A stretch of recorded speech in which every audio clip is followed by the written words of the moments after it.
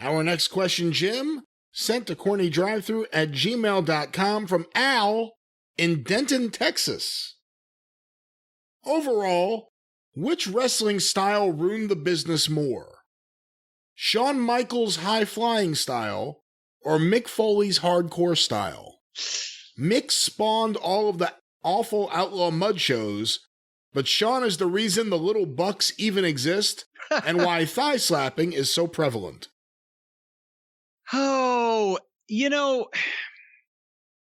Shawn Michaels, he wasn't a high flyer the way that people traditionally think of it. He wasn't in the vein of Tiger Mask or in the 70s Red Bastien or now any of number of these gymnastic, fucking exhibitions. Shawn was a smaller guy that could come off the top rope and cross body and drop kick and do shit. So it wasn't really that he was a high flyer. Shawn was a tremendous performer and could have a good match, an exciting match with almost anybody. My biggest complaint about Shawn Michaels' wrestling style, as opposed to anything else about him, was that it was so pretty.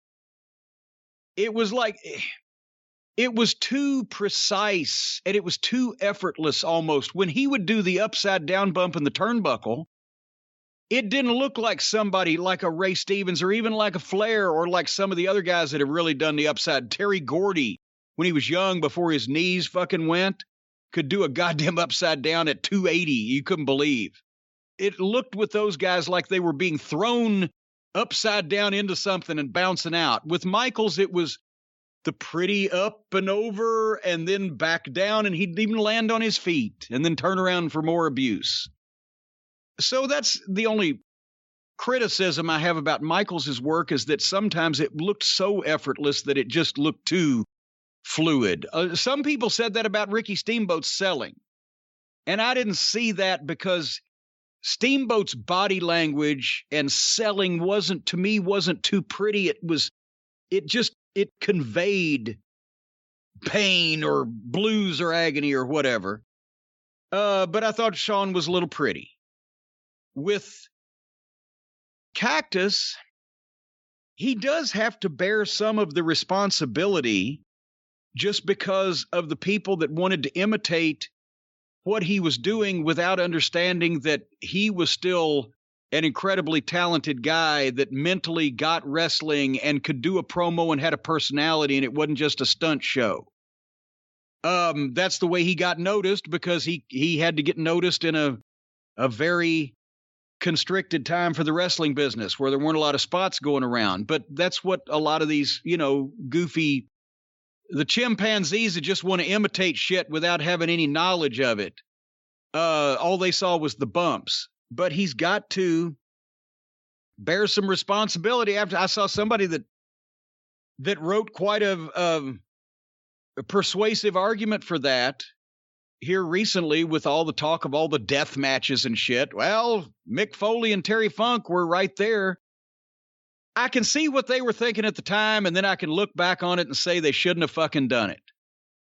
Because there were no death match promotions at the time.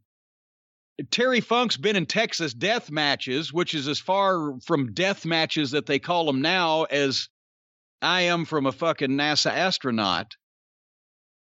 Blood and violence was always a part of it, and Terry, being from Amarillo and being the son of Dory Funk Sr., knew that better than most, but it was believable blood and violence. Then they get the opportunity to get big paydays for going over and doing Onita's shit, and they're thinking, okay, it's in Japan. Nobody in the United States is going to see this except the tape traders. They couldn't have dreamed that there would be entire promotions spawned out of this that were the guys, all they did was this fucking light tube, barbed wire, broken glass bullshit. I don't think they would have ever dreamed that would happen at the time. They were doing a variation of wrestling, and they were both guys that were very talented at regular wrestling.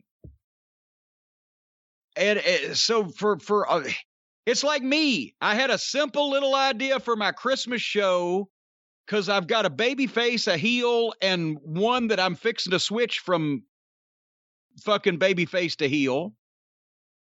And boy, I could put them all three in the ring at the same time because they're all three mad at each other according to the fucking angle. You know what? You asked if I've regretted anything earlier. I just come up with another one. I never knew that 30 years later, there would be 3 ways and 4 ways on every goddamn wrestling card for no reason, ad nauseum everywhere. It's the same thing. I don't think that either Cactus or Mick realized at the time that anything like what has happened would happen. They thought it would still be professional wrestling with people promoting it that had experience in the business, and it wasn't just going to be a bunch of fucking meth heads that don't give a fuck whether they die or not, you know, fucking doing this shit for no reason in front of people in a field. But they still bear some responsibility for it. So, I don't know, the Young Bucks, they would have imitated the Rock and Roll Express or the Hardy Boys or anybody else than Shawn. They have.